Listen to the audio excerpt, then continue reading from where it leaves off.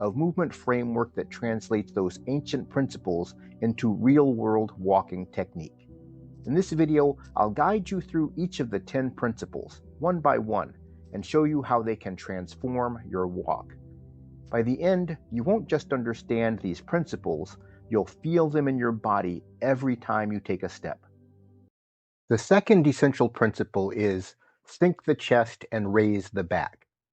This means the chest should not protrude, and the back should feel gently rounded and supported. Let's clarify what this does not mean. It doesn't mean collapsing the chest or slouching forward. Instead, it means allow the chest to soften inward slightly. Avoid puffing out the chest or lifting the sternum. Let the sternum settle downward so the ribs can drop naturally. This promotes relaxation through the shoulders, a stable, rooted upper body, and proper alignment that prevents unnecessary tension. So what does all of this really mean mechanically? What do we have to do to make it happen? That's one of the key questions I always ask. And with this principle, it is one of the most subtle, but one of the most foundational for the creation of both the Tai Chi code and the walking code. When we talk about sinking the chest and raising or rounding the back, what we're meaning is that we have to create rotation around the spine in a forward direction in front of the body where the frame is and where our balance is, because it's where our feet are positioned, in front of the body, not behind the body. So when I turn the upper waist on the right around to the left, I'm creating a slight hollow in the chest and creating roundness and support in the back. And when I take the left external oblique upper waist and turn it around to the right, I'm equally creating a hollow in the chest area and rounding the back. So when we are moving, we're constantly moving, either turning to the left or turning to the right, using our upper waist muscles. These are the external obliques. Rather than the opposing idea, which would be turning by pulling back with the upper back muscles.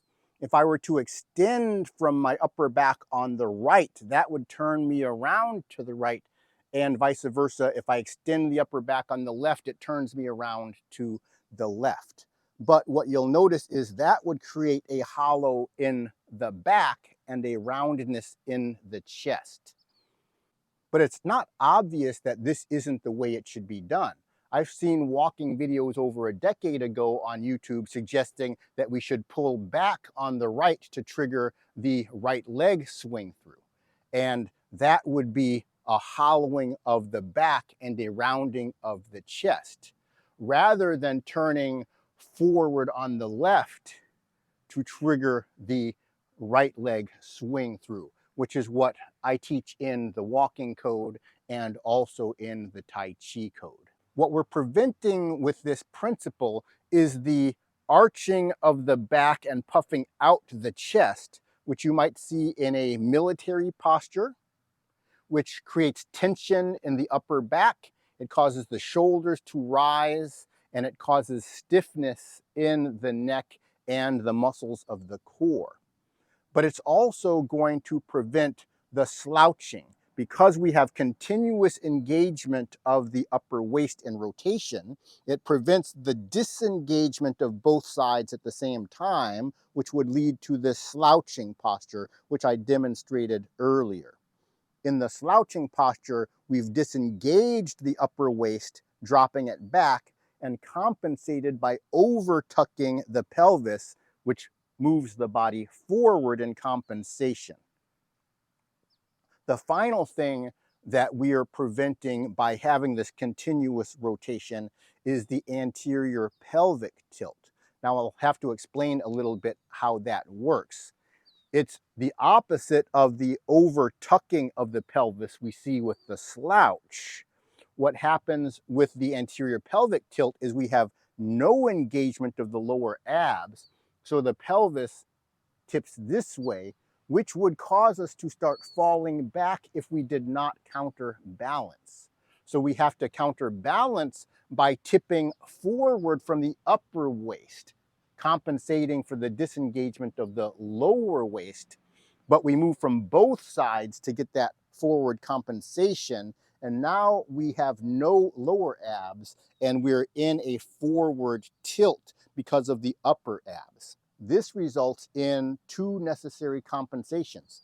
The first is to arch the upper back by contracting the upper back muscles. You can now begin seeing the hollowness developing in the upper back and the rounding of the chest. But as we do that, it starts to pitch us backward because now we're overbalanced on the top. The compensation for that is contracting the glutes to push us up. And now we've pushed ourselves up into the lordotic posture with the overarched lumbar spine, hyperextended upper back and shoulders, anterior pelvic tilt hasn't gone away, and we've locked our knees out. That is a common posture, especially in women. That is because we don't have the rotation from the upper waist, creating the hollow in the chest and the roundness in the back. Every movement we do in the core requires counterbalancing. So if we use the core incorrectly, the counterbalance is going to have negative consequences.